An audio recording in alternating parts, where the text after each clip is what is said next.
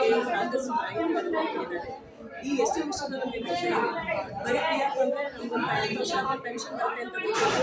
ತಿಂಗಳಲ್ಲಿ ಇಷ್ಟು ಸ್ಯಾಲರಿ ಇಷ್ಟು ಕಟ್ ಮಾಡ್ತಾರೆ ಸ್ಯಾಲರಿ ಅಂತ ಗೊತ್ತಿತ್ತು. ಬಟ್ ಅದರಿಂದ ಏನೇನು ಬೆನಿಫಿಟ್ ಇದೆ, ಇವಾಗ ಮನೆ ಕಟ್ಸೋಕ್ಕಾಗಲಿ, ಹೆಲ್ತ್ ಇಶ್ಯೂ ಪ್ರಾಬ್ಲಮ್ ಆಗಲಿ, ಅಥವಾ ಒಂದು ಸೈಟ್ ತಗೋದಕ್ಕಾಗಲಿ, ಬೇರೆ ಏನು ಮಕ್ಕಳಿಗೆ ಮದುವೆ ಮಾಡೋದಕ್ಕಾಗಲಿ, ಇಂಥದಕ್ಕೆ ಏನೇನು ಎಷ್ಟೆಷ್ಟು ನಮ್ಮ ಅಮೌಂಟನ್ನ ನಾವು ಯಾವ ರೀತಿ ಯೂಸ್ ಮಾಡ್ಕೋಬೋದು ಅಂತ ಬಿಟ್ಟು ವಿಸ್ತಾರವಾಗಿ ತಿಳಿಸ್ಕೊಡ್ತಾರೆ. ಅವ್ರಿಗೆ ಎಲ್ಲರ ಪರವಾಗಿ ನಾನು ಥ್ಯಾಂಕ್ಸ್ ಹೇಳ್ತಾ ಇದ್ದೀನಿ. ಮತ್ತು ಇ ಎಸ್ ಐ ಬಟ್ ನಮ್ಮಿಂದ ಬರೀ ತಾನು 3 ಕಟ್ ಮಾಡ್ತಾ ಇದ್ದಾರೆ ಅಂತ ಬಿಟ್ಟು ಗೊತ್ತಾಯಿತು.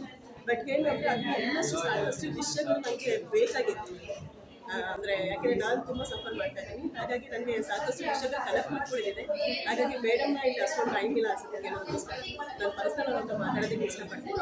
ಬಟ್ ಎಲ್ಲರಿಗೂ ಒಂಥರ ಏನು ಅಂದರೆ ಬರೀ ಡೆಲಿವರಿ ಟೈಮಲ್ಲಿ ಈ ಥರ 6 ತಿಂಗಳು ರಜಾ ಕೊಡ್ತಾರೆ ಅಷ್ಟೇ ಇರೋದು ಗೊತ್ತಿತ್ತು ವಿನಃ ಬೇರೆ ನಾವು ಯಾವ ರೀತಿ ನಾವು ಬೇರೆ ಯಾವ್ಯಾವುದಕ್ಕೋಸ್ಕರ ನಾವು ರಜಾ ಹಾಕ್ಬೋದು, ಎಷ್ಟು ಸಲ ನಮಗೆ ರಜಾ ಸಿಗುತ್ತೆ ಅಂತ ಬಿಟ್ಟು ಡೀಟೇಲಾಗಿ ತಿಳಿಸ್ಕೊಟ್ಟಿದ್ದಾರೆ.